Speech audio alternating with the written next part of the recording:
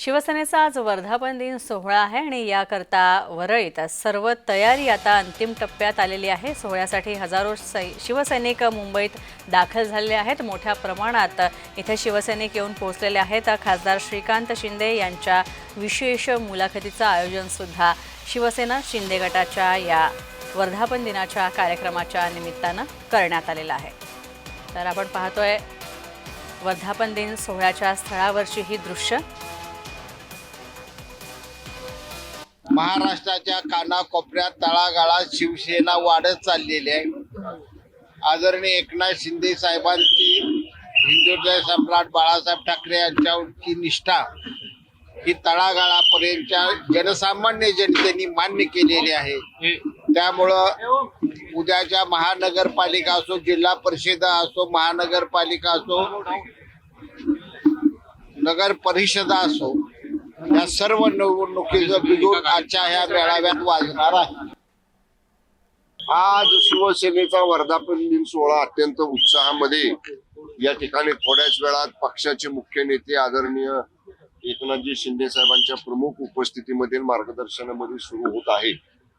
या वर्धापन दिन सोहळ्याचं सगळ्यांनाच उत्सुकता असते की मुख्य नेत्यांचं मार्गदर्शन ऐकायचं, त्यांचं भाषण ऐकायचं, त्याची उत्सुकता आम्हाला सगळ्यांनाच आहे।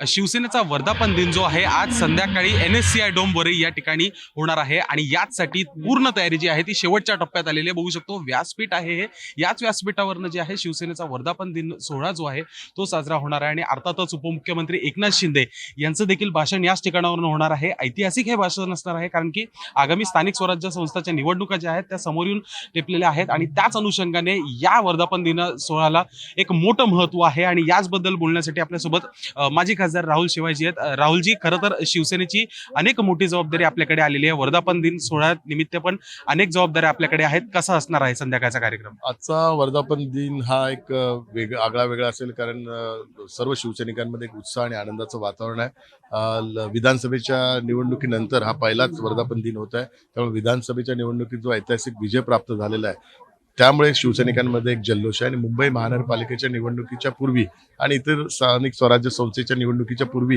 हा वर्धापन दिन होत आहे। त्यामुळे शिवसैनिकांमध्ये एक वेगळी उत्सुकता या वर्धापन दिनाच्या बाबतीत आहे कारण आज आदरणीय मुख्य नेते एकनाथ शिंदे साहेब जे भाषण देतील त्या भाषणाच्या माध्यमातून सर्व शिवसैनिकांमध्ये एक ऊर्जा आणि एक प्रेरणा मिळेल आणि तीच ऊर्जा आणि प्रेरणा घेऊन ते महानगरपालिकेच्या निवडणुकीला सामोरं जाणार आहेत।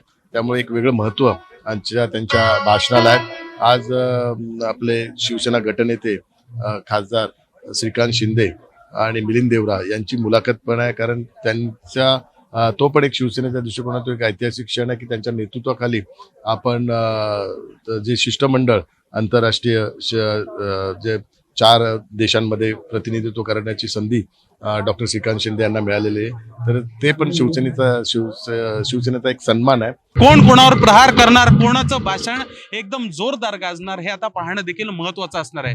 व्हिडिओ जर्नलिस्ट विजय देशमुख सोबत मी शुभम उमाळे, जय महाराष्ट्र न्यूज, मुंबई।